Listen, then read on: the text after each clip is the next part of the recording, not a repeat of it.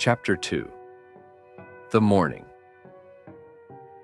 After Justin woke up to the sound of birds faintly chirping outside his window, the storm having calmed overnight, the world was quiet, almost serene, as though the chaos of the night before had been nothing more than a terrible dream. He lay still, staring at the ceiling, his mind foggy. Something was wrong, but he couldn't quite place it. Jessica, his wife, pregnant with their child, flashed in his mind, her face twisted in agony, a scream, blood. But then, nothing. Was it real? Or was it just a nightmare? He turned over in bed, half expecting to see her beside him. But the other side was cold, untouched. His heart thumped in his chest, a slow, deliberate rhythm. He felt distant from his own thoughts, from the images that haunted him.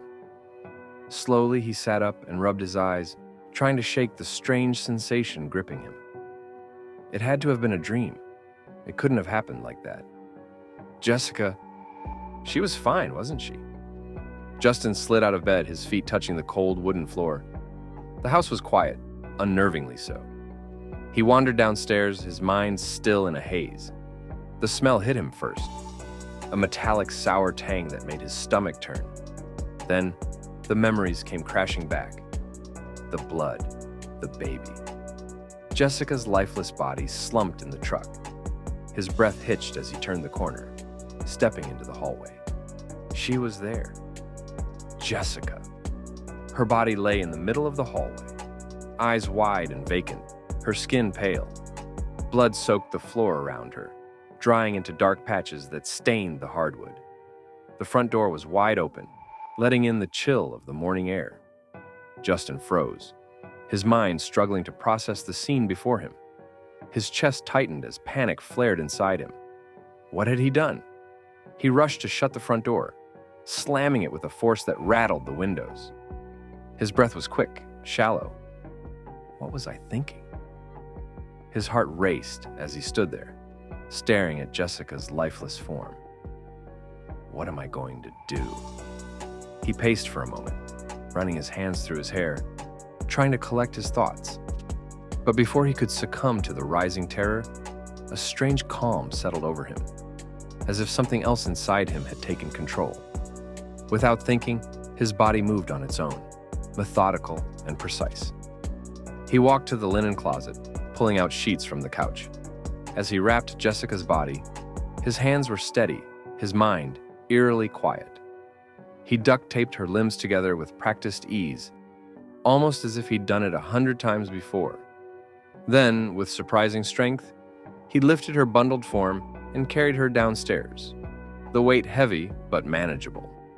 The basement was dark, lit only by a dim bulb hanging from the ceiling. Against the far wall sat the deep freezer he used during hunting season, the perfect size for storing a body. He gently laid Jessica inside, arranging her like she was merely sleeping before closing the lid. He stood there for a moment, staring down at the freezer, his breathing slow and steady. Then he leaned over and kissed her on the forehead. "I'll be back, my love," he whispered. Upstairs, Justin moved quickly, scrubbing at the bloodstains, wiping down every surface with precision. The storm of emotions from earlier seemed distant now, replaced by a cold clarity. He worked efficiently, leaving no trace behind.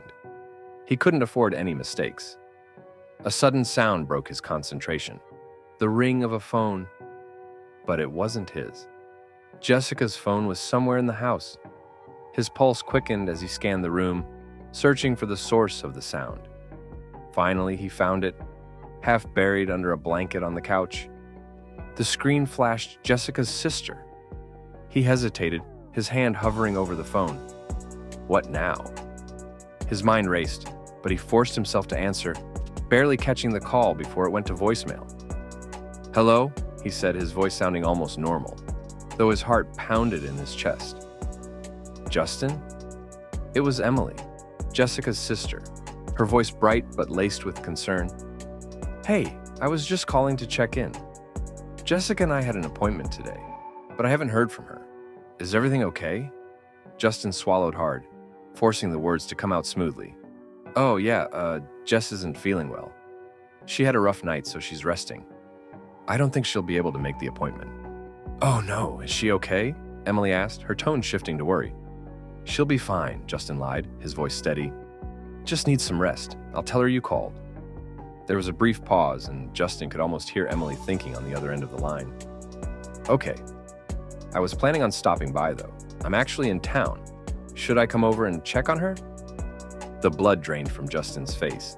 His mind raced, scrambling for a plan. No, he said quickly, too quickly. I mean, no need. She's really not up for visitors right now. I'll make sure she calls you when she's feeling better. Another pause. Well, all right. But tell her to call me soon, okay? I will, he promised, before hanging up. He stood there for a moment, the phone still clutched in his hand. Emily was coming. Whether today or tomorrow, she would find a way to check on Jessica. His cover wouldn't last long. He couldn't afford to make any mistakes now. A plan began to form in his mind, cold, calculating, precise. He needed to prepare.